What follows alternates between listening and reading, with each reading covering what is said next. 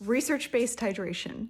For singers, we really do want to stay hydrated so that our vocal folds are flowing easily as possible. No stickiness, no resistance to flow.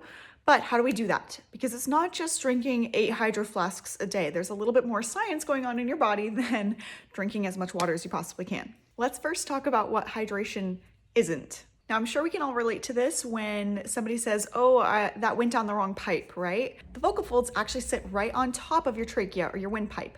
So when we are choking on that thing that went down the wrong pipe, they're touching the vocal folds. But otherwise, nothing we eat or drink should ever be touching the vocal folds. So then I get a lot of times when my singers are saying like, oh, my voice hurts. Let me drink some water. And I have done that too, but I always ask them like, what does that help? Like, what is hurting and how does drinking water actually make you feel better? Because nothing we eat or drink touches our vocal folds. So I'm just curious, like, what is that feeling?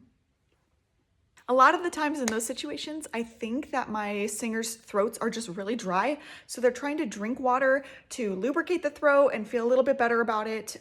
But for our voice, I think there is this misnomer of like, when I drink water, it's gonna make me feel better. It's gonna make my voice hurt less or whatever. But that's not really how hydration works. Systemic hydration, that's what we're after for singers. This is when we drink water like a normal person and swallow. And then it gets absorbed by the body and goes into the tissues, into the cells of our body to be hydrated, right? That's how we get hydrated. And for our voice specifically, we're hydrating that outer layer, that mucus layer, to be lubricated, right? Ease of flow so it doesn't get sticky and then like lock. Now, best research does show that hydration is not just drinking the most amount of hydro flasks that you can get in a day. It's making sure that our salt intake or electrolyte intake is adequate as well.